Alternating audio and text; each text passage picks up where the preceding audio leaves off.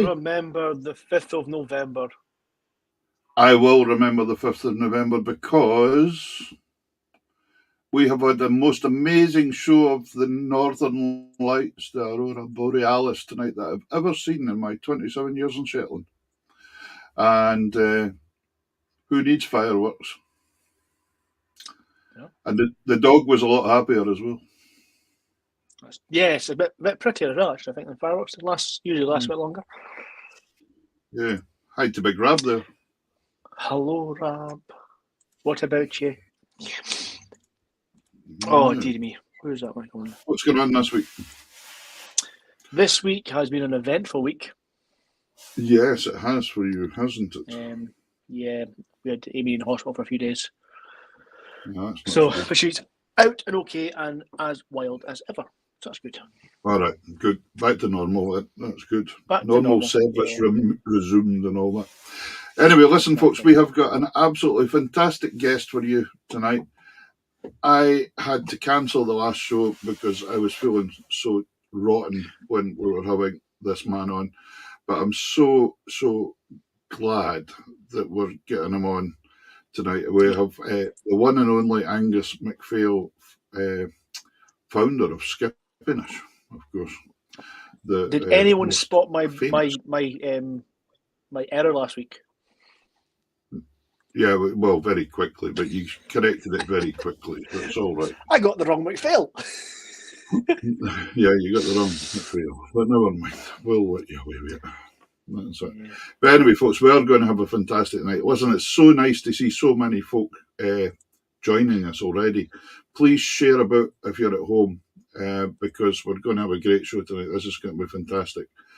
Speaking to you about Angus, about his career, the band, songwriting, the whole works. We're going to go for it. So it'll be really good.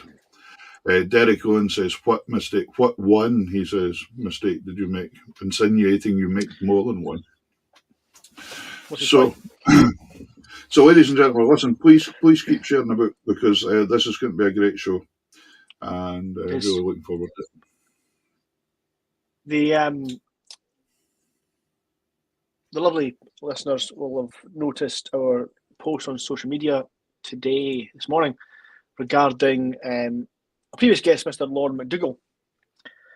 And Lorne has released a new single today on the Bandcamp, and he has been so gracious and has given us first listen, let's call it, of the first couple minutes of his new Is this an track. exclusive again?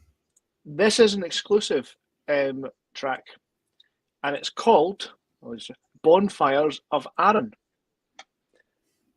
which is... No, that's very clever on the 5th of November.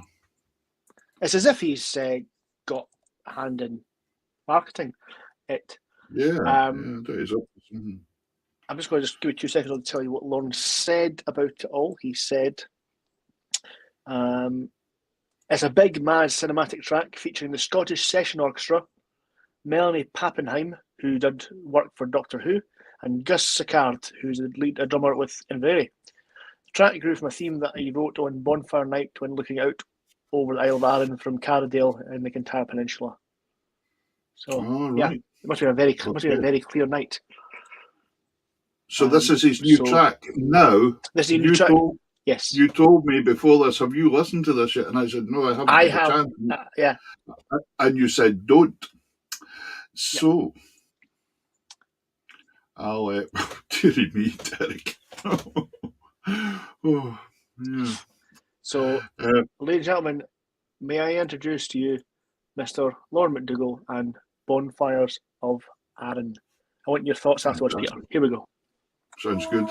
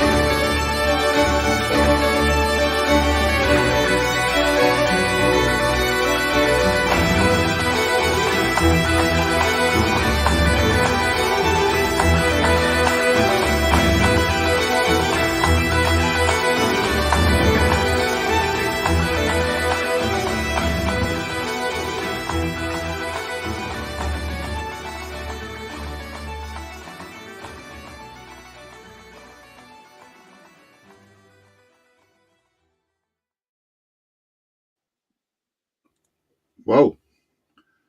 All sorts of things going on there then. Yeah, I think that's something I'll have to get the whole thing and listen to it a lot. Well, all he's asking for is £1. Oh. So, yeah, it's not a bad start. £1 or more, Bandcamp. The link's on our social media comments. So yeah, Okay. hop over, give that man your money. Well, there you go, folks. So if you fancy that for a pound, we'll definitely do that. That's good. Fantastic. Really good. There you go. Scott Well, Watson saying summed up. I've not been playing that much at all this week, actually. Just a bit of teaching, and it was a Halloween party last night. Ooh. So I just went as myself. Did you scare the kids? Scared the kids. But it was all great fun. Anyway, right, listen. I'm really looking forward to this. We're going to bring our guest on tonight because I can see there's so many people there. And do you know something? I don't think I've seen quite so many Gaelic quotes and comments already. No, you're right. If only we could understand them. Which is amazing. Fantastic. Yeah, maybe Angus will help us out with that. But after this chat for a wee while, but he's an awful busy man. Even right through COVID and things, Angus was back at the fishing and all that sort of stuff. But we'll speak to him. He's all the way live from Kilsyth tonight, which we'll find out a wee bit more out about as we go along. But, is that little fishing village beside the Forth Clyde Canal? Yeah, well, I think so. Yeah, but I don't think there's much chance of getting a fishing boat near it. Anyway, but really looking forward to this. There's loads of folks that have been sending messages all week saying they were looking forward to Angus coming on. So let's bring on the one and only Angus MacPhail. Woo! Hello, Angus. How's it going? How are you? Glad to be here eventually after poor Peter trying for so long and me been unavailable and then missing the last one. And then I took ill the last time and had to cancel, so that was rubbish as well. So, but listen, fantastic to have you here at last. This is going to be great. Loads of folk tuning in. Delighted to see you. Kilsyth, tell me about that quickly. Do you live there now? Well, I've been mainly up in Barra for the last 3 years, but we're kind of back in Kilsyth most of the time now. So is Kilsyth your holiday home then? Unfortunately not. I wish I could have a holiday home. No, a hard work home, unfortunately. Right, brilliant. So you've been back in Barra. It's been so up and down. Things are starting to go back to a bit of normality again, thankfully. You guys again. You guys are back on the road selling out venues again. Which is speaking of racket anyway. I don't think it's a racket. I think it's amazing. But the thing about it is that earlier on, just before we come in the air, you said about your Celtic Connections gig. There's 3 tickets left. Aye, it'd be handy if the last 3 would sell out. I've been kind of checking every now and again today. Just there's 1 standing and 2 seats left today, so you can put that out the list. Yeah, 3 people out there. Can you get your act together and buy these 3 tickets, and then Angus can put sold out on his poster, which is always a much nicer feeling. Aye. Sold out. For your wee dog, Peter, if you like. Oh, again, I'll wait a ticket for the dog. Yeah. I think it's come in here to hide for the fireworks. It's out the way, so it's fine. Yeah, but listen, it's great having you on. You mentioned Barra there. So were you brought up in Barra then? No, I am from the Isle of Tiree. Right. I was brought up there. But started a lockdown. I bought a fishing boat with a friend of mine from Barra and moved up there. So it's been a great experience been up there for just over 3 years since we started up there. Yeah, because I mind talking to you during lockdown at one point, and you said you were going away fishing again. You were doing quite a bit of fishing at that point in time. So it was full time for the last 2 years. But I think going back, the first times I ever met you was in Oban, when you had the pub there as well. Well, my memory must be slightly better than yours, because the first time I met you was in the Mistress Hotel back in 1992 or 93, or in fact before that. I would have been maybe 11 or 12 year old, and I remember the accordion and the bagpipes. You've been waiting to point out how old I am for ages, haven't you? Not at all. You were a sparkling young man back then, Peter.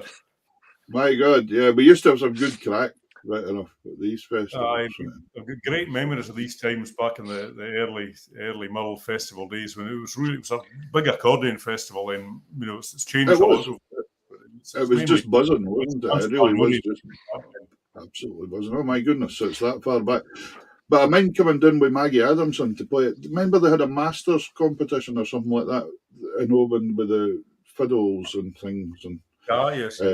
I mind coming down to play the piano there one night and ended up in your establishment for a while after it as well. So that was good. I hope you left sensible and sober.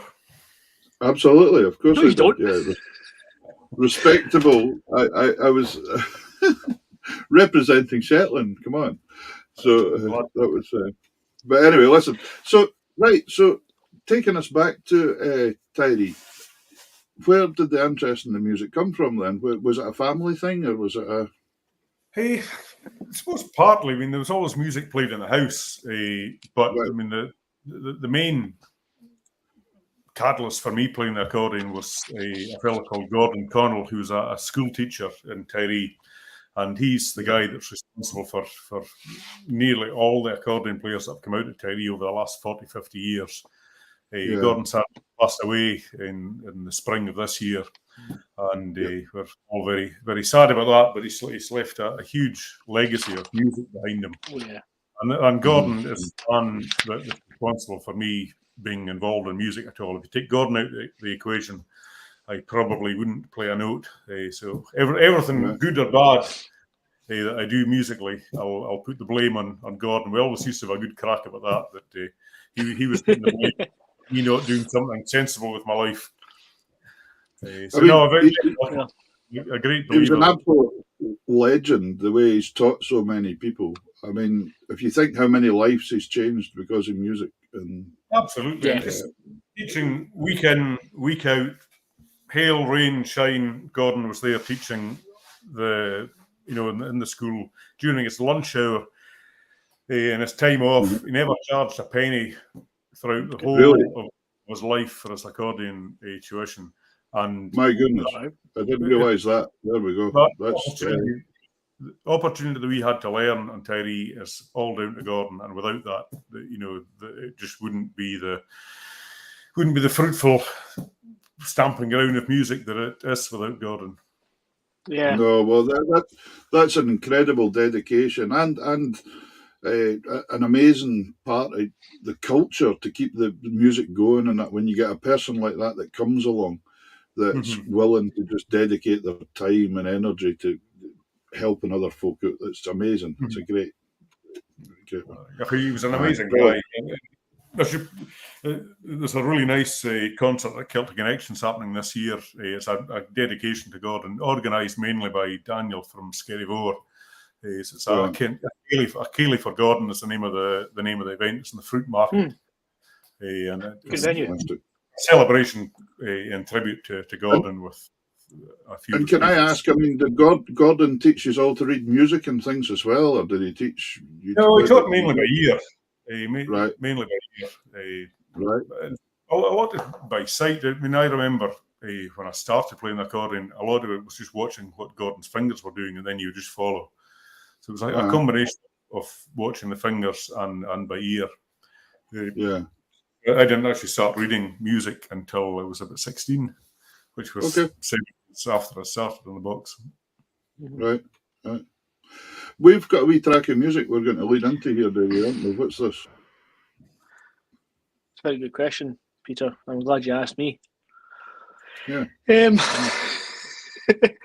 So we've got a piece here that you were saying earlier that it's part of the eulogy you gave at his funeral.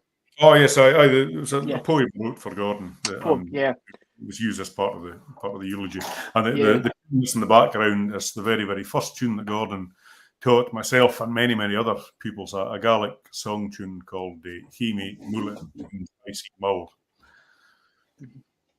Fantastic. Let's go listen to this.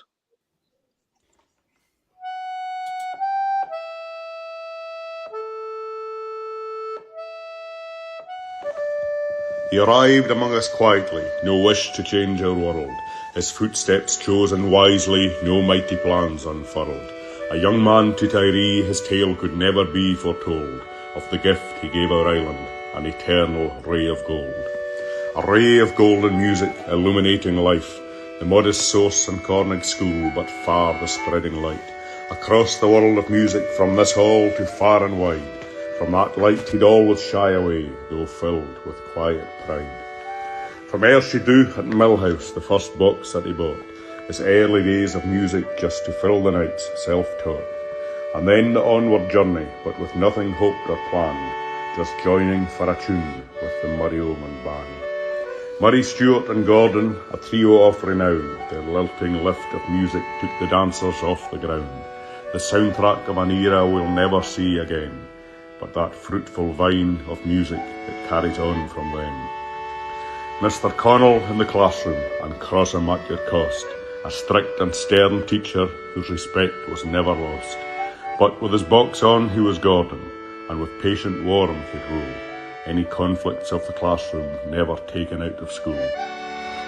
From the acorn of his kindness, the gift of skill and time, a forest left behind him with trees of many kinds, bands the like of Skerryvore, whose fame will reach the moon, and the hundreds of others just the gift to play a tune.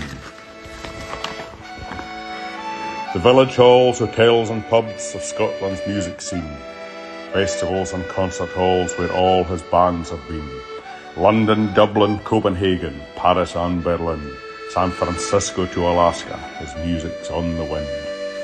Gunna Sound and Skerryvore, Trail West and now Tiree, Skeepnish and Dunmore, all started from Tiree, and many more before, and some who'd play off all our socks, like Duncan Ellingore and his brother Billy Box.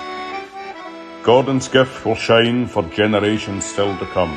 One man has changed an island and shown what can be done. Through all the music that he gave, not once he looked for praise, but no one is more worthy, so to him our song we raise.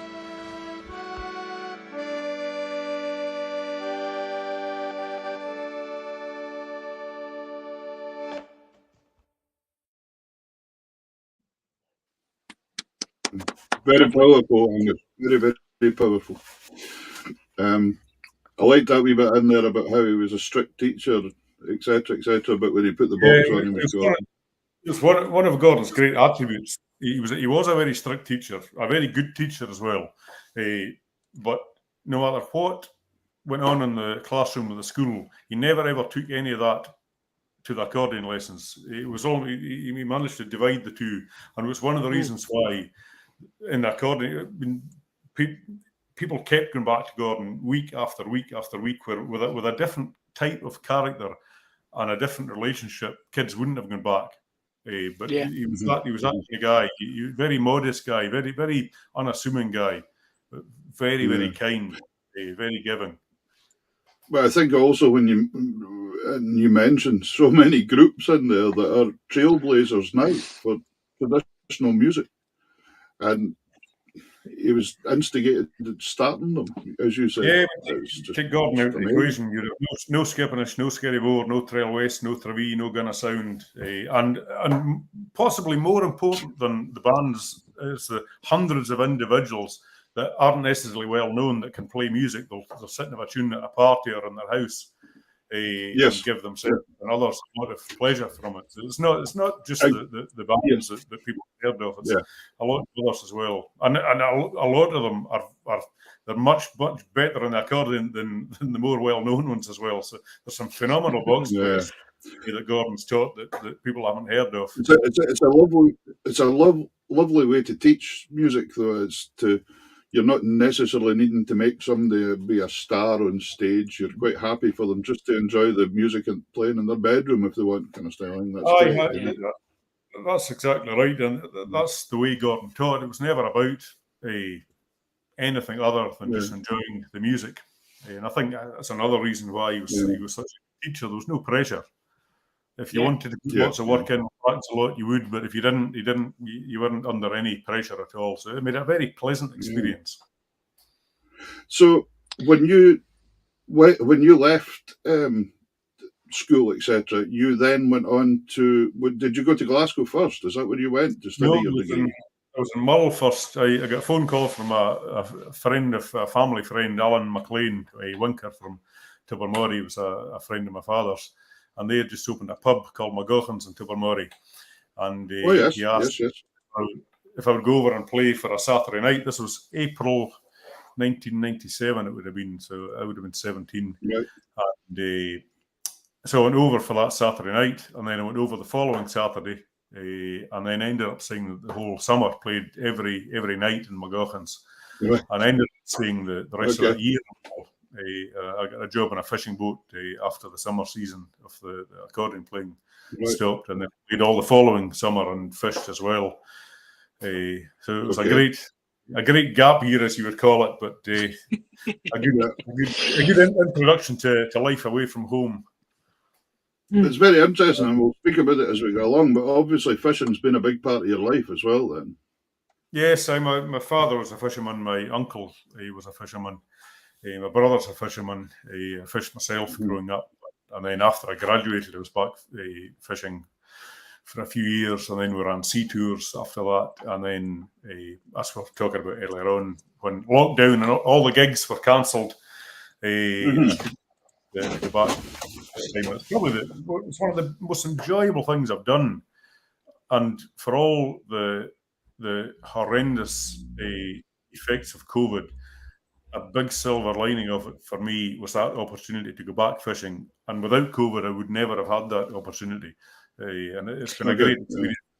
And the guy, Donald MacLeod Coppertop, as he's known, who's my partner on the boat, it's been a tremendous experience working with Donald for the last 3 years. And it's quite a difficult thing to give up, but the way things are with gigs and the band, there's so much needs done, especially with the 25th anniversary next year, and a new CD that needs to get recorded and all the work involved in that. So it's not being out at sea with no phone signal and worrying about catching lobsters more than it's not very conducive for getting the recording done. So no, that's very true. That is very true.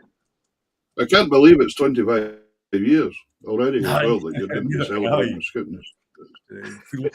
But saying that, when you he was the first time you met me was in 1992 or something like that. Well, there you go. There we are. I'm getting old. Do you know there's a thing up here called the Uphellia Festival? It's the big Viking festival where they burn boats and things. And to be the head Viking, you're on a committee for 15 years before your turn, kind of style thing. And the young lad that got on there not long ago, he always said to me, "You'll have to come out and play music with me." Because I played for his father in the year 2000. You see, he was the Millennium Jarl, that man, Billy. And then I sent Scott, he got on the committee the other day, and I sent him a wee message, and I said, "You do realise I'm going to be 70 by the time you're out, so I might need a Tesla's shopping trolley for the box or something." You know? but never mind. But anyway, so you headed down to Glasgow. That's a big decision to make, though, to go and study music then. Not really. It felt a fairly natural thing to do. I'd been in line for I'd accepted a place at Glasgow Uni to do, I think it was Scottish history, and then I'd heard about the course in the academy that became available. Just a quick look over the information about it, and it was an obvious choice. Application was good, the content of the course was good, and that felt like a very natural choice. And then I was lucky to be accepted onto the course. So were you one of the early years then when you were still talking about academy then? Our year was the third intake of the Scottish music course. Who else was in your year, Angus? Jenna Reid from Shetland was in our year. Glenn Frame from Arran. Andrew Stevens, main partner in Skippenish. That's where I met Andrew, in fact. Fellow Lee Brown, a very good piper, a fiddle player from near Edinburgh. Who else? Kirsty Cotter from Ipswich, Katrina MacArthur from Inverness, and a few more hooligans as well. Aye, it's good. Well, listen, I think we'll have another track here. This track, I'll get you to tell us about it. The Last of the Hunters. Can you tell us a wee bit about that? What are you going to play? Is it the main video you're going to play? This year, yeah. Aye, it's a song. I suppose really a tribute to the fishing industry. It's one of the most misrepresented, maligned industries in the UK, and there's probably not an industry, I suppose, other than the miners, there's probably not another industry that's been treated so badly over a long number of years by politicians of every different colour. And I suppose the song really just to say something positive. I very much understand that. Living in Shetland, I understand exactly what you're meaning. Yeah.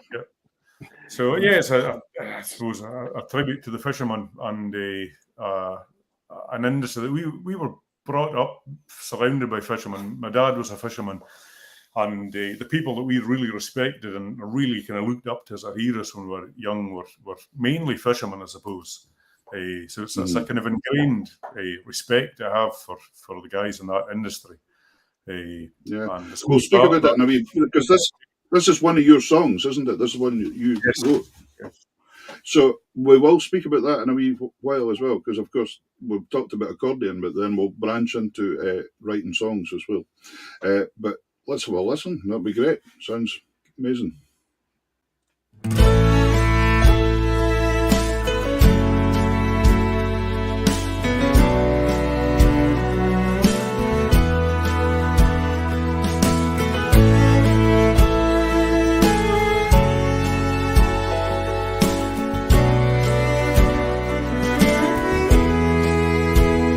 Here's the health to the fishermen who plough the lonely sea and battle with the ocean when it's in their blood to be. Dear the fruitful bounty of the blind and savage foam, they are the last of the hunters and they're proudly sailing home. Away to the fishing ground against a flooding tide, the hunters of the wild, now the last in our time. Through living gale and storm, sail the coastal sea they roam. They're the heart of every harbour when the boats come sailing home. Sailing home, sailing home, the last of the hunters sailing home. Sailing home, sailing home, the last of the hunters sailing home.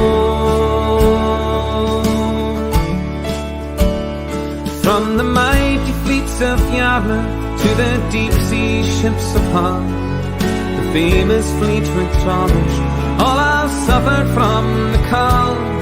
In Lossiemouth, Lough Fisher, and Pittenweem, golden days in memory, now a fading dream. Quiet now the harbour, where the distant echo rings. Eriskay and Scalpine, where the herring men were kings. Laden deep for Stornoway, the skipper's chair of throne. Legends of the sea, and still the ghosts are sailing home. Sailing home, sailing home, the last of the hunters sailing home. Sailing home, sailing home, the last of the hunters sailing home.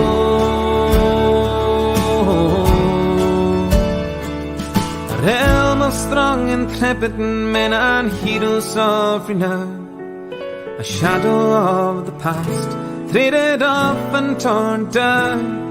The pawns of politicians' schemes lies ravaged to the bone, but still they go to sea, and still the boats come sailing home.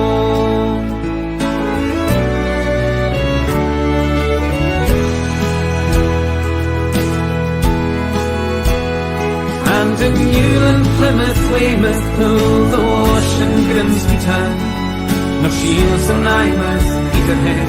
The brothel hold their ground, Orkney, Shetland and the Hebrides, and hold the Lambkin tide. Kilkeel, the Isle of Man, and Killybegs, they will not die. So we'll toast the Malik trawlers and the creel men of the west, pelagic ships of Walsey and the sailors of Caithness, Brits and Beamers, Cornish crabbers, and in every pier and cove will give a welcome at the harbour when the boats come sailing home. Sailing home, sailing home. The last of the hunters sailing home. Sailing home, sailing home. The last of the hunters sailing home. Sailing home, sailing home.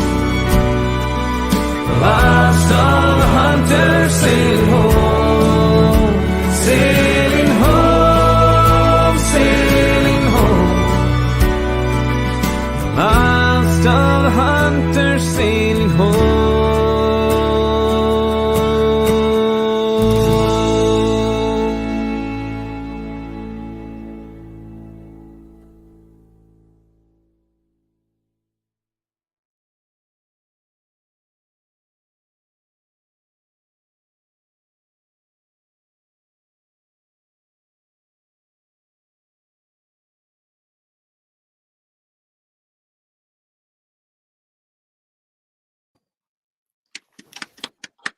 Fantastic. Superb.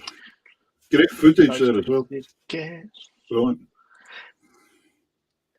So a song like that, Angus, how long does that take you to write? Or it really depends. Every song's different for me. I see in one of the comments somebody was asking for a songwriting workshop.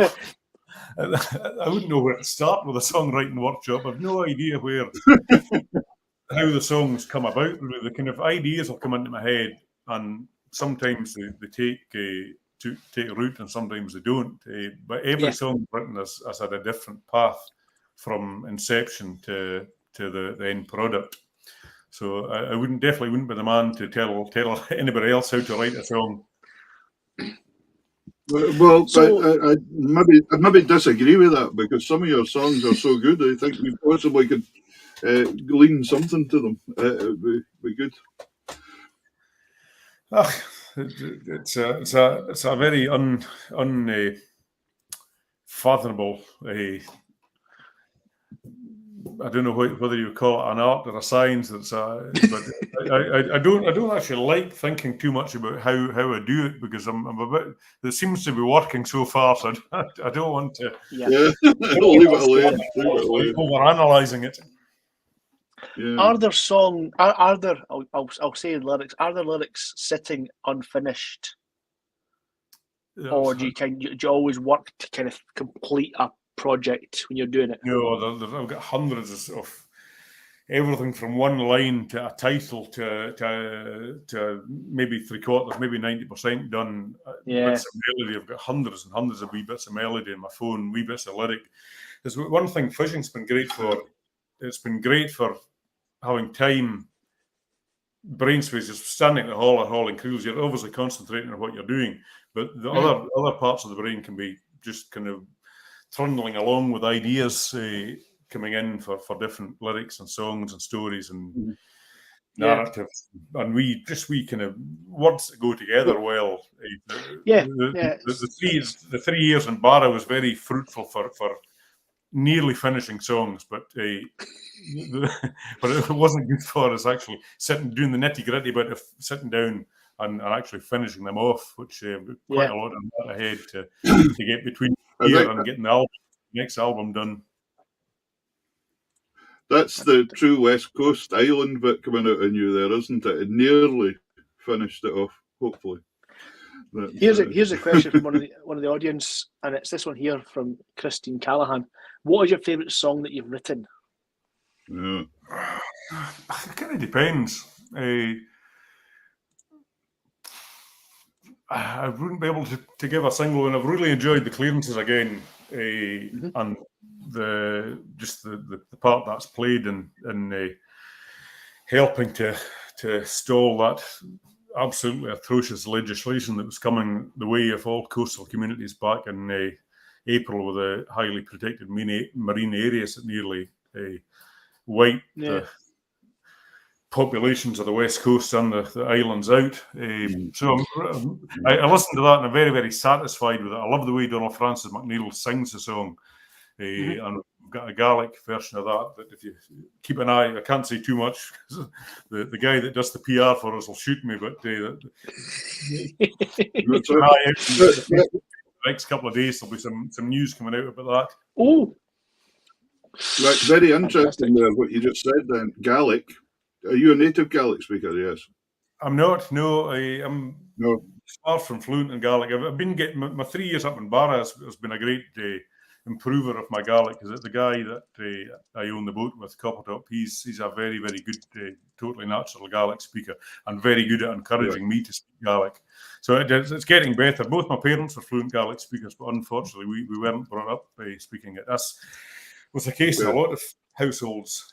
But I'm getting better. I'm not that far away, I suppose, from fluency, but I've got a bit of work to do. So composing songs then, were you writing in English firstly, or did you... All English. Any Gaelic stuff we do, it's my mother that writes the Gaelic lyrics. So the new song, the verse of the clearances again, my mum did a translation of it.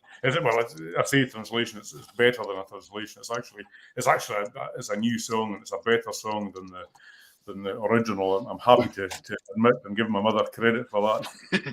Oh, brilliant. So is she what would we do registered with with PRS? it, Mum? Sorry, one at a time. Sorry, I was asking if she was registered with the PRS now. Yes, aye. Yeah, right, I was just saying, what would we do with it, Mums? That's fantastic. Exactly. That's she's my go-to person for nearly everything I've written. It always gets run by Mum first. She's very, very good at kind of giving me wee pointers. And can you remember the first song that came along?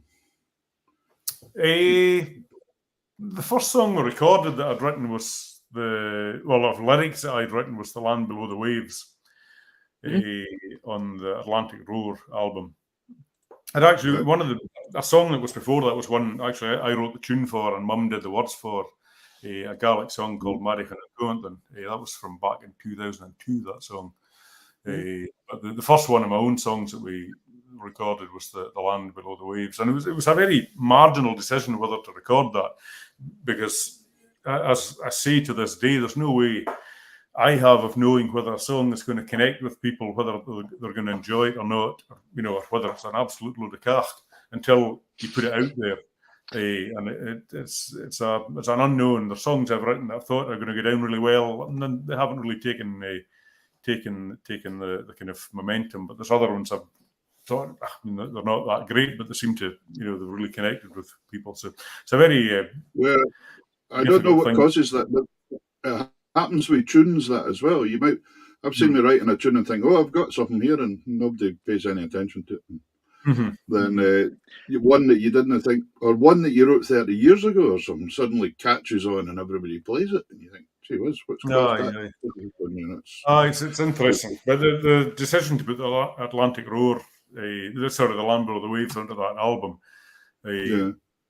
it was very, very touch and go whether we were going to record it. And I'm with hindsight, I'm very, very glad we did, because that was, I suppose, what led on to the. I love that. I love the idea of this. The co-writers, Angus MacPhail and his mum MacPhail, the kind of Lennon-McCartney thing of the west coast of Scotland kind of stuff. Good ring. MacPhail and MacPhail. MacPhail and MacPhail. If you look at the sleeve, there's a few MacPhail. There's a song, Ashland Kine, that we recorded on the Western Ocean album that I did the tune for, and again, Mum wrote the words for that. And Corey Brechan on the is that on the last album? I think that's on the Save of the Stars album. That's another one of Mum's lyrics. So yeah, she's good with the words. Well, there you go. Something I didn't realise till tonight. So that's magic. Yeah, it's good to hear. Let's have another bit of music. So let's actually have the clearances again. No need for an introduction. We've already done that bit. So let's have a listen.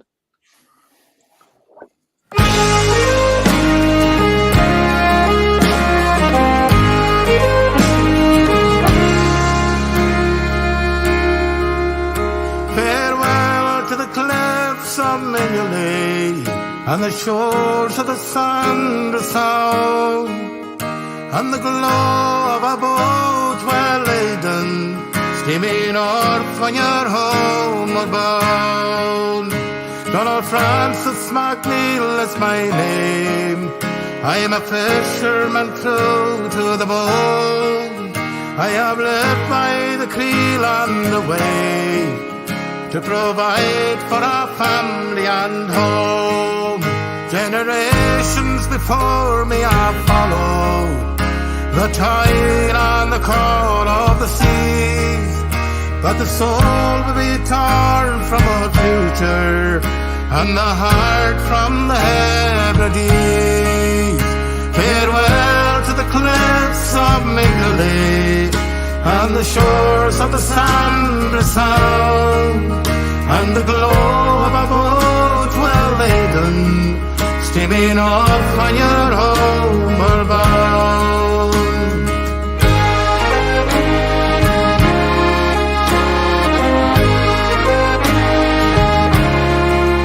I have walked through the stacks and the arches and learned from the old in my youth.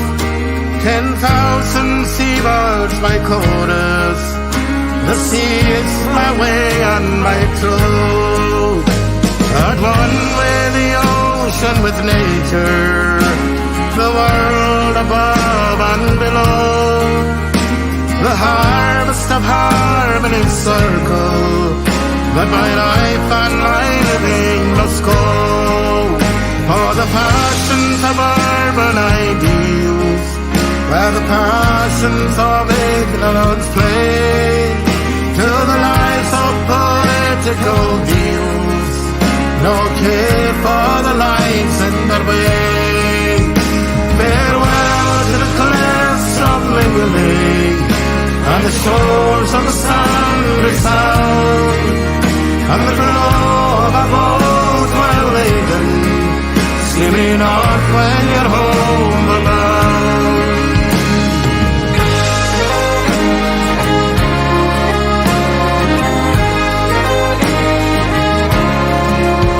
My people, my language, my island, and the rights that our forefathers won, to remain on the soil of our homeland, by the sweep of a pen will begun, a wrecking all through our existence, tradition and culture condemned, at the hands of the arrogant stranger, the clearance is over again. Farewell to the cliffs of Mignolet and the shores of the Sandra Sound, and the glow of a boat well laden, steaming north when you're homeward bound. But we'll join with the king of our coastline, from Ness to the Holy Isle, faceless great suits from the cities, they will not play games with our lives. My song marks a fight for survival, a mighty call we cry. We will stand for the rights of our children, we will not let our islands die. Farewell to the cliffs of Mignolet and the shores of the Sandra Sound, and the glow of a boat well laden, steaming north when you're homeward bound. Farewell to the cliffs of Mignolet and the shores of the Sandra Sound, and the glow of a boat well laden, steaming north when you're homeward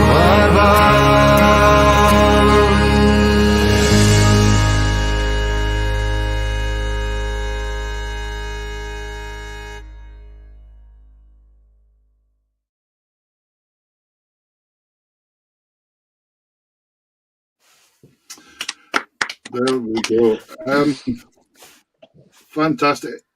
I tell you, it makes me incredibly proud to be Scottish when I hear your music, actually. It's really good. And Alan Munro. Now, this is going to take me, I don't know if you know Alan or not. Do you know Alan, Angus? He's got you'll know his brother. He's got a brother called Donny that you mentioned. That you mentioned earlier. I have met Alan, yes. So, yes, so he's in there. Do you find it interesting when you hear your song delivered by different singers with their own style and vocal delivery? And I think you touched on that earlier before. And you said you did. And they've all got their own I suppose their own strengths. And I mean, I remember going back to the Last of the Hunters when I took that to the band to see what it was going to sound like. I don't think any of them liked it. I mean, it's quite a niche subject, but I remember the day we recorded that at Castle Sound down south of Edinburgh, and I don't think Norrie was aware of this, but I was absolutely blown away by the job that Norrie made of singing that song. And I was sitting in the studio with tears rolling down my face when Norrie's recording it next door. It was just what a delivery he gave of it. And I've had the similar experience when Robert's been singing as well, with previous recordings, and with DF, who's recorded the clearances again with us, with that and the Gaelic version. It's just, I think he's a phenomenal singer, DF. He's never been heard off the island of Attersea and Barra until the clearances again, but he's a phenomenal singer. And I absolutely love hearing DF singing. I've heard him in the house, a few other songs that I've written, and his delivery is phenomenal. But I would say that about Norrie and Robert with various different songs. Some of them suit one voice, and some of them suit another voice. But I'm very, very lucky with the singers that have sung and co-written the songs with me. So it's been a very, very lucky position to have these guys involved with writing and performing the songs. Yeah, so and touching back onto that there again, when Alan was, and we're talking Munro, influences, obviously Gordon Connell was a huge influence on you. I took it there that, well, initially that first photograph of Gordon with the band looked like a Scottish dance band type lineup. Yes, so did you play Scottish dance band, Ceilidh band type stuff to begin with as well yourself then? Very much so. I mean, it's been a kind of transition. We went from a Ceilidh band playing Ceilidh music, Scottish dance music, and then we kind of, without any plan or vision, and it just kind of seemed to happen. We started writing songs, and we're more a song-based band now. But I mean, the roots of Scottish is very much Scottish dance music. So influences along the way then? You mentioned Runrig earlier on before we came on air. Mm-hmm. I take it Runrig were a big influence on that sound of Skippinish developing then along the way as well then. A massive influence in a lot of different ways. When in the very early days, Malcolm Jones did quite a lot of work with us producing albums, and that was more on the Ceilidh side of things. But as well as being an influence, without Runrig, none of the bands that are doing what we're doing at the moment would be able to do what we do. It was Runrig paved the way to take the kind of fusion of Celtic music and really kind of bring it to a wider audience. And we did a tour of England in October there, on and off through. There's 3 different stages to the tour. But without Runrig, there's no way, no matter what we did, we wouldn't have an audience down there. They took kind of Scottish Celtic music to that audience. Likewise with Germany, Denmark, other parts of Europe, and also grew the audience within Scotland a huge amount. So, I mean, we really owe them a huge debt of gratitude for doing what they did. And again, they had no preconceived plans. They just did what they did, and they did it phenomenally well. And to this day, there's no other band that have surpassed or come anywhere near to do what Runrig do. And I can't see it in my lifetime. No. Very, very I remember it's you mentioned there Germany, Denmark, and I remember playing in Denmark 35 years ago, 35 years ago in Runrig were huge. Massive. Absolutely. In fact, nearly bigger in Denmark than they were in Scotland at the time. It was just incredible. They were amazing. And then I was fortunate enough, I saw them doing their gig at Skagen Festival. And oh man, it was just, they blew the place to pieces. It was just incredible. It was just absolute powerhouse. Just amazing. And such nice guys. Just when you mentioned Malcolm there. Do you want to stop there for just quickly? Just a quick video break. We'll discuss this in a second. Here we go.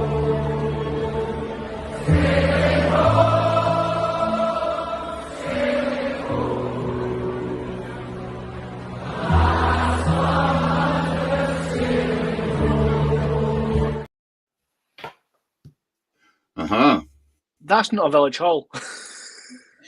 Well, it could have been. But that's a prime example of what you've done and what your influences have kind of created.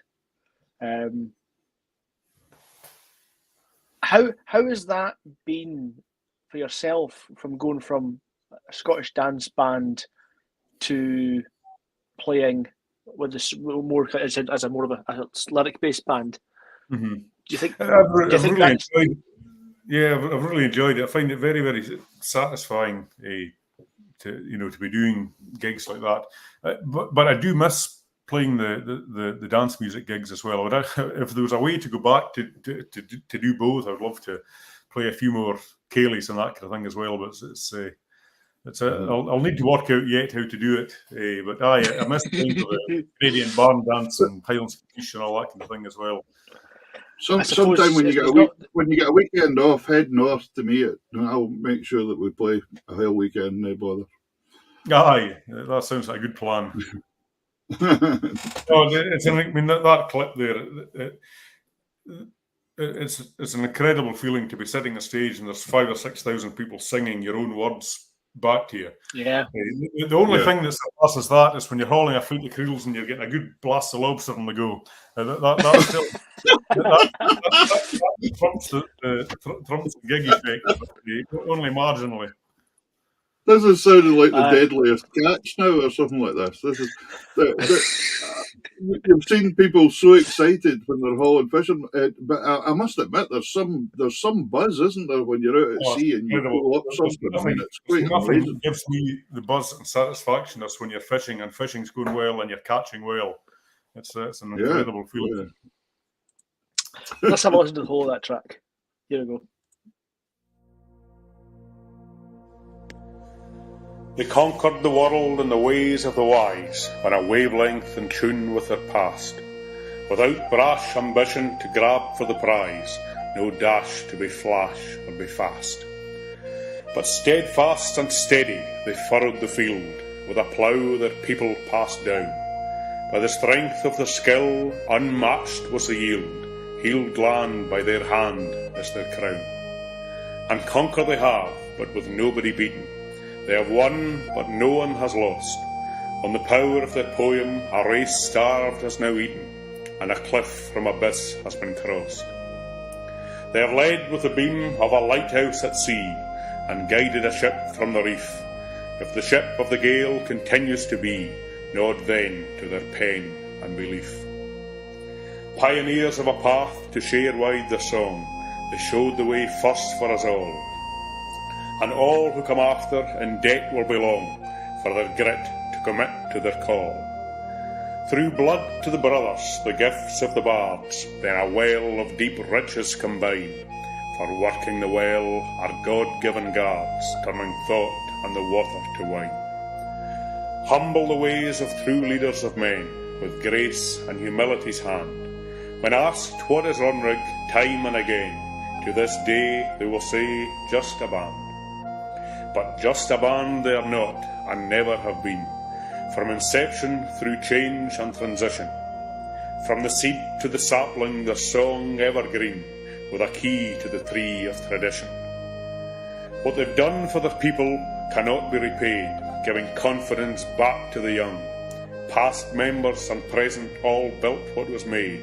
To our side now the tide they have swung. And now from the stage they have planned their last bow, in the way they have lived for their goal, with dignity, wisdom, and guiding the proud, all done while at one with their soul. Fyrgaste, fyrgascal, steeds het bijkans en chi. They soul hier, het koeig zit boon. They femming and doelgers, voor het toer ervuil. They gacht huil, doen het kerk op het hoorn.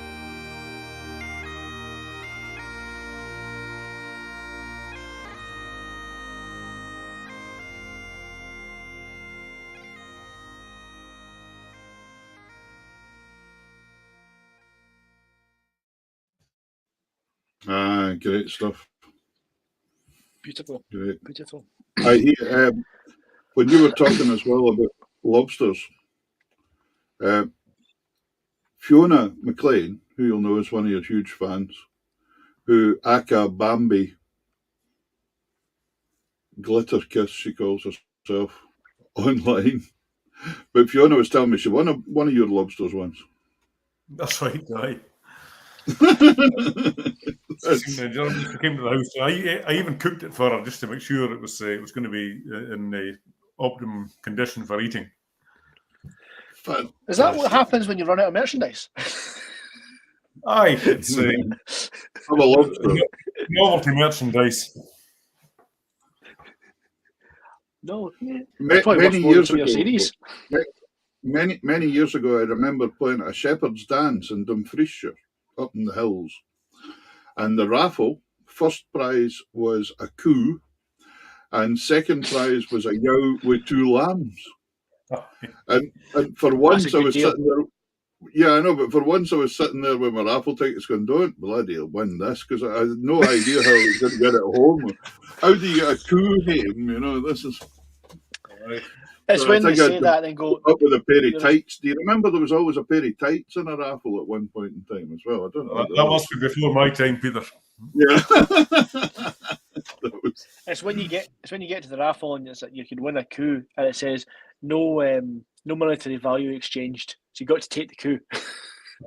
Can no just get 50 quid? Well, that's awful nice of you, Angus, that you even cooked it properly for her and everything. That's not bad. She said it was amazing. So yeah. She got glad it's a lobster, no a coup. Magic. Listen, one of your most famous songs that's you talked about these songs that catch on and things, but the next one we're going to listen to a wee bit of is the one that's just all over the place, isn't it? Rocketed. Yes, that's the kind of words I'm after. Davey, how you're good at describing things and building them up. How would you build this song up?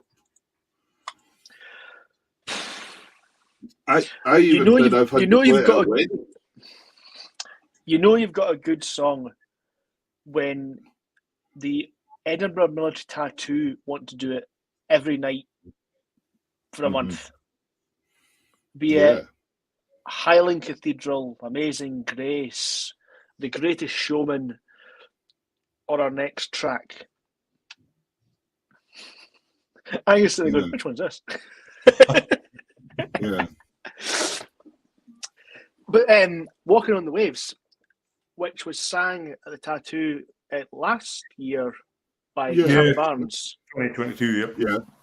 And then by sheer luck of the draw, Norrie was invited to sing it as well.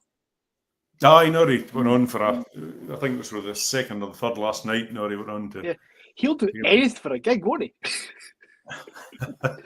That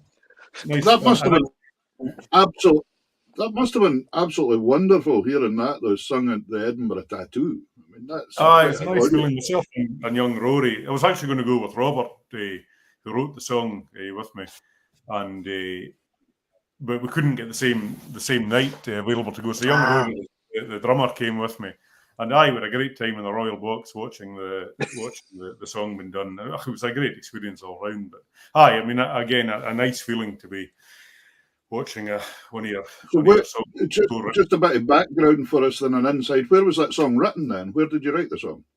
Well, it was a kind of combination. I wrote my bits in one. I was mainly in Oban, and Tyree doing my bits of that song, and Robert actually wrote some of it in Tyree. Well, certainly part of the inspiration of it for Robert's bits of it came from Tyree. With kind of, it's funny when you co-write a song, the different parts of it mean different things to different parts of the writers that are involved in it. I remember distinctly the idea of Walking the Waves. I was walking along the North Pier in Oban, and I was thinking of ideas for a kind of title track for an album, and I had this idea of a love song that was suggestive of the geography of a place staying exactly the same, but with that one person being with you that totally changed the feeling of being in that place that had been there for hundreds of years, and that I had been since being a wee boy, and then being in that same place with us, that special person. And I remember the kind of line with the title "Walking the Waves" came from it, and I sent Robert a message from the pier saying, "Look, what do you think of this for a title?" And for a title track for an album. And then Robert, thought it was a good idea, and he had verses of another song that he had been working on. So the kind of two merged together to create the song. So it was a kind of very, very much a hodgepodge of different things came together in it. But I'll be grateful for that wee idea and Robert's input, and huge input, and just how it all came together. And also we're very, very lucky with the video for that song that kind of was a big part of launching it. And a lot of that was Ross Wilson, the keyboard player, who was in the band at the time. He was very, very hot on these kind of how to put videos together and that kind of thing. So a lot of good things came together for that song. Just very quickly before we listen to the song, because I forgot to mention it earlier on, but you did mention it earlier on about when you were at the academy, you met some of the band, did you? Is that where Skippinish started?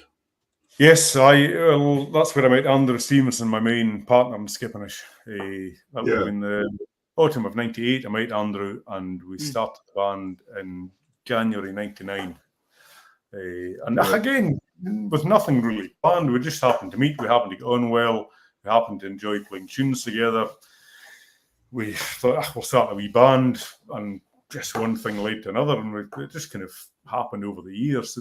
We've been kind of lucky the way things have just kind of trundled along and developed, and really lucky with different people, really lucky to have met Malcolm Jones in these very, very early years. A huge part of the early recordings. And then, Robert joining the band, Ross joining the band, and then we're really, really lucky after Ross and Robert went off to do their own thing, that Norrie then joined the band. And again, no particular plan involved, but we're very, very lucky with all the people that have worked with us, all the people that gave us gigs over the years, from the Crigard Hotel, the Park Bar, the Islay Inn, the Cali Hotel, Sky, and hundreds of others, hundreds of pubs, hundreds of village halls that we played in. I've just seen a message that one of our main former bank manager, Rosemary Oman, she's watching, and really lucky with folk like that. I mean, she was amazing when she was a bank manager in Scarnish Tyree, just helping different stages when we needed that kind of input. And take any one of these people out of the equation, and we might not have had the lucky road that we've had. So we're very grateful. Because sometimes, as musicians, we tend to concentrate so much on the music, we don't think about what's happening on the tour side or the commercial side, really, do we? Sometimes. Yeah, but I think we're still very much guilty of that. We could have a much tighter operation with a bit more concentrating on that side of things. But I mean, it's an evolving entity. But do you find that the way you've got it in the end, the way that the dynamics work now, actually help the band? Because I think sometimes when they get too clinical, you kind of lose it. Be it the drive or the feeling. Possibly. I mean, it's difficult to know, really. I mean, there's so many different unknown contributing factors to songs, or the arrangements, the recordings, the performance. It's a melting pot of so many different factors. It's difficult to analyse and to know what's making the whole thing work. But I'm very, very lucky with my partnership with Andrew for the last 25 years. He's been an amazing guy to have with me through thick and thin, throughout all the ups and the downs and the changes and whether it's been nightclubs and Cayley houses or the band or the recordings, all that kind of thing. Had I not met Andrew, things, maybe the band wouldn't exist without Andrew. And lots of chance happenings involved. I suppose that's just the ways of life. Well, this next song is one of the great chance happenings that did happen, thankfully, because it's almost like a West Coast national anthem. No, really, it's everywhere. It's just amazing, and it makes folk proud to be who they are. It's great. Peter, hold up for a second.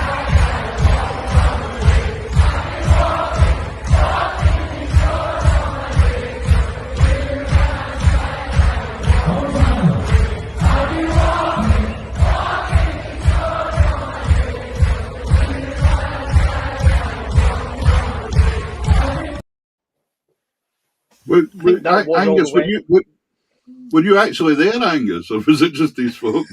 No, we just went through the back for a cup of tea and we let the audience take it away. Help yourselves, folks. Get on with it. Oh, right, let's have a listen to the full track. Here it is.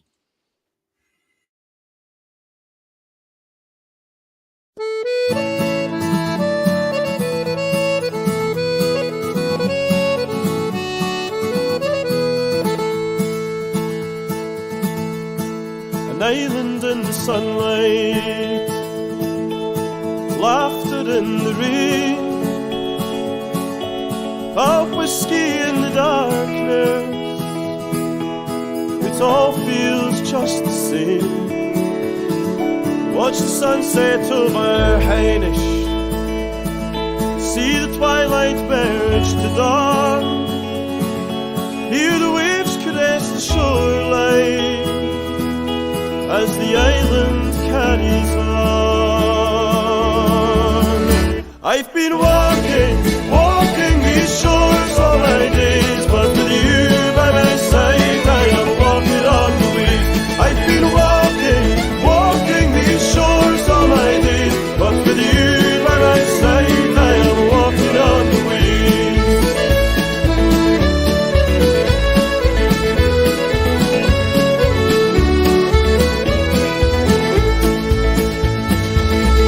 There's two lovers on the Macha, and they walk down to the sand. Their silhouettes are on the water as they paddle hand in hand. And it's a game of sweet surrender when there's nothing left to say, and there are moments to remember once these days are long away. I've been walking these shores all my days, but with you by my side I am walking on the waves. I've been walking these shores all my days, but with you by my side I am walking on the waves.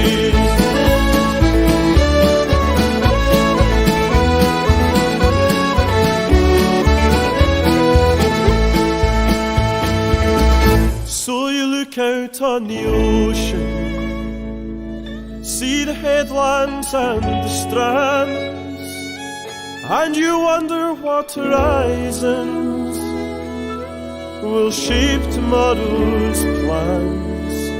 And through the turning of the seasons and the cycle of the days, every drink's another reason to let tomorrow sail away.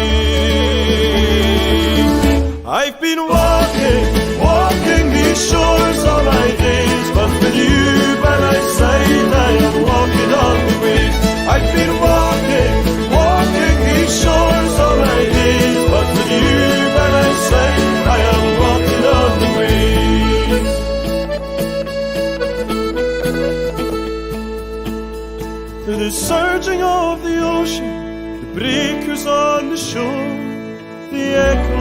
of our bodies to the lover's dream we soar. I've been walking these shores all my days, but with you by my side I am walking on the waves. I've been walking these shores all my days, but with you by my side I am walking on the waves. I've been walking these shores all my days, but with you by my side I am walking on the waves.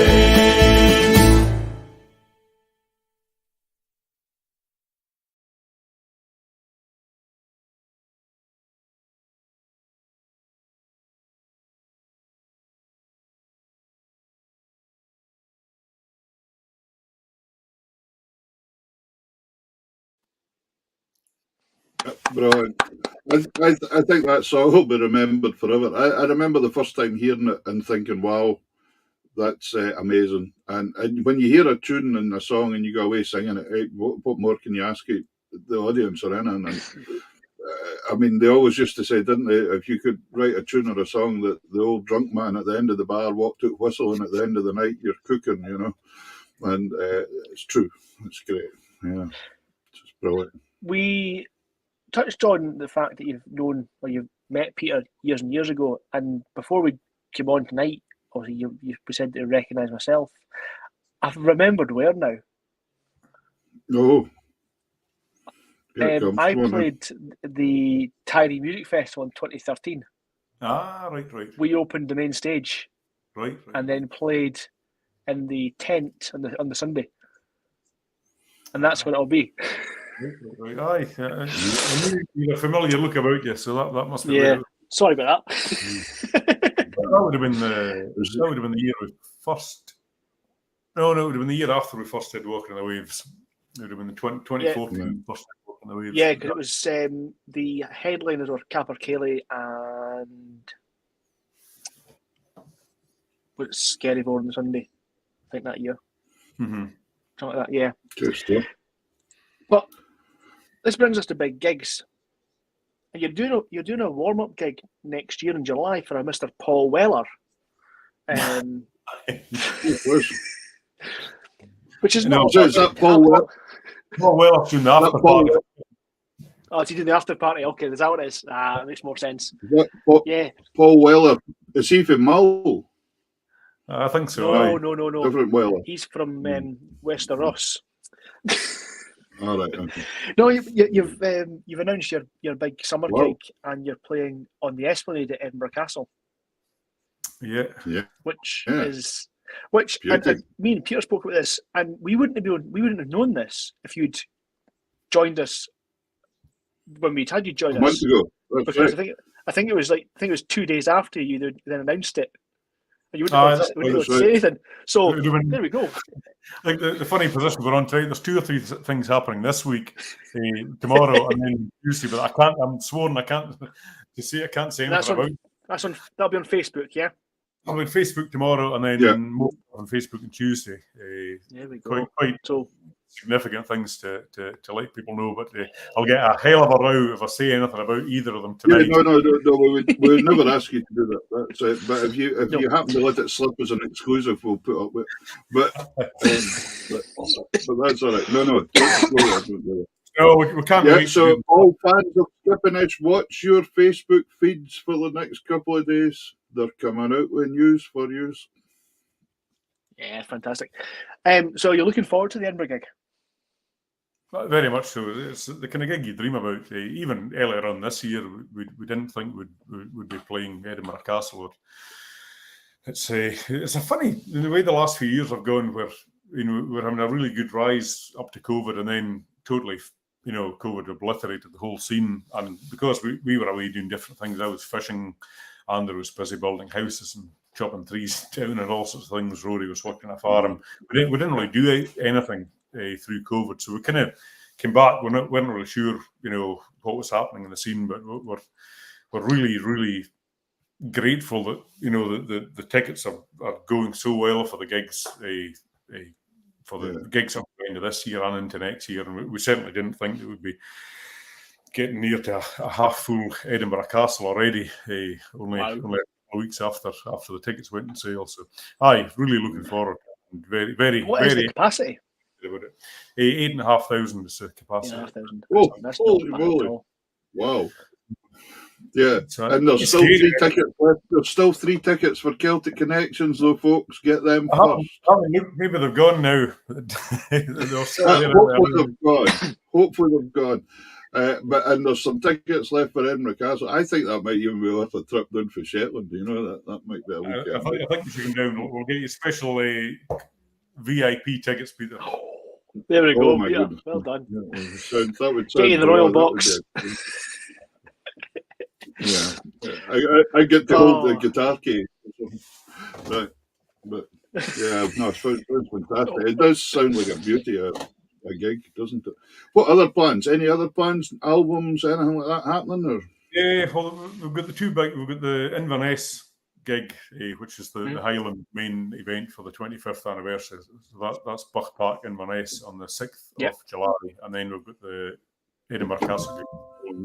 And the first of the 25th anniversary concerts is the one at Celtic Connections in the Royal Concert Hall, and that's pretty much sold out now. There's just these 3 wee lonely spaces are still to be filled, and we've got the Barrowland on the 2nd of December this year, and then I forgot about that. Sold out already. There's a few tickets left for Dunoon, so if anybody fancies a wee trip down to Argyll on the 9th, there's that tickets left for Dunoon. I'm sure that 3 tickets the 3 tickets will go. Once my dog buys one and it takes its pals, it'll be fine. No problem. It's a nice feeling doing the concert hall. It's only a few hundred yards from the academy where myself and Anders started playing together, and we'd often walk by the concert hall, and you kind of be thinking in your head that we'll probably never be at the stage that would be playing a venue like that, but it's a really unusual feeling that the concert hall is by a long way the smallest gig of the 3 20th anniversary gigs. Mm-hmm. Which, if you had told me that when I was 21, 22-year-old, I would have said you're absolutely barking mad. Even if you had told me that 4 or 5 years ago, I would have said you're barking mad. Yeah. So we're very lucky. Brilliant. Have you got support on the Edinburgh gig, or just yourselves? There will be support. Don't know who it is yet. We'll cross that bridge nearer the time. Yeah, brilliant. I'm sure they'll be chapping at your door to try and get a gig with you. I would think they will. I would think so. Yeah. But listen, Angus, it's been absolutely fantastic having you on tonight. It's just been a pleasure, absolute pleasure. I've been looking forward to this for ages. And it's been so nice having you on. To let you know, I've never seen such huge numbers watching the show for months. There's an incredible amount of people watching tonight. So it just shows you Angus MacPhail and Skippiness are still up there. And goodness me, I'm starting to get worried about all the nonsense I've been talking. It's a very new experience doing this. You're the first interview of this type I've ever done. So apologies for my. Listen, I think the nice thing about this whole show is that people get to see musicians and that just as ordinary people. That we're ordinary people. Yeah. They're not just a part of. The rest of the time, a lot of folk just see you up on stage, never get a chance to hear you speak, never get a chance, so it's good. It's been, but you've been an absolutely phenomenal guest. Stephen Hughes says Angus is the best. There you go. Thank you very much.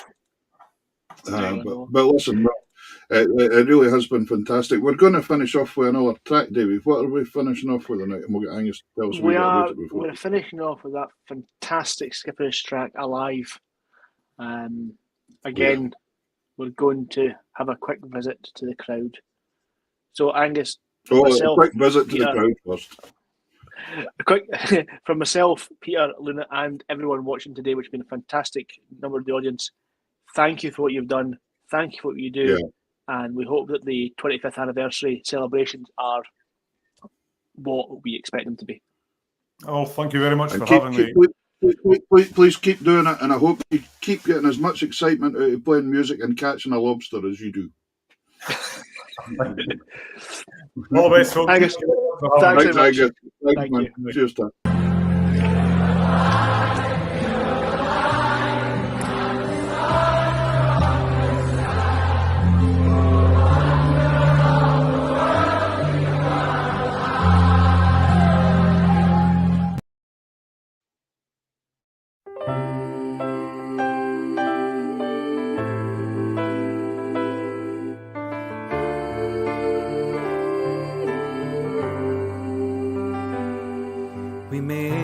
see tomorrow, but today the earth is ours. Unknown the new horizons in the hands of higher powers. But now we bear the blessings when the golden stars align. Feel the grace and hold the wonder you're alive. You're alive, and the stars are on your side. Feel the wonder of the world, you are alive. You're alive, and the stars are on your side. Feel the wonder of the world, you are alive.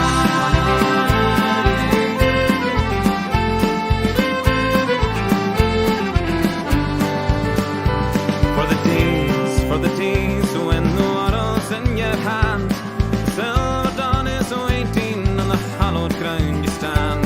But when all the gods are giving and Polaris is your guide, feel the glory of the gift, you are alive. You're alive, and the stars are on your side. Feel the wonder of the world, you are alive. You're alive, and the stars are on your side. Feel the wonder of the world, you are alive.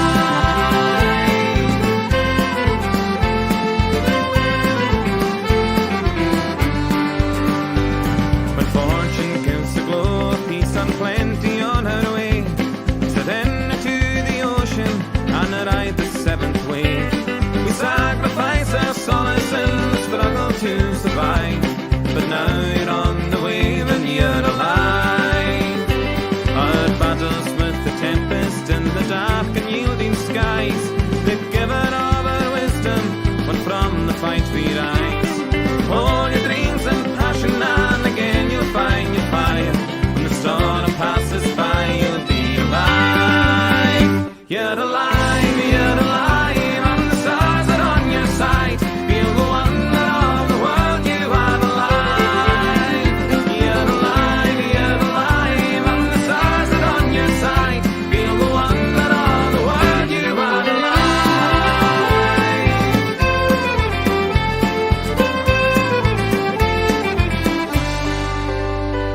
It's a warm night in summer on your island of the green. The sea reflects the moonlight and the magic comes again. There's music in the air and a promise on the tide. Feel the bliss wash your being, you're alive. You're alive, and the stars are on your side. Feel the wonder of the world, you are alive. You're alive, and the stars are on your side. Feel the wonder of the world, you are alive. You're alive, and the stars are on your side. Feel the wonder of the world, you are alive. You're alive, and the stars are on your side. Feel the wonder of the world, you are alive. Feel the wonder of the world, you are alive. Feel the wonder of the world, you are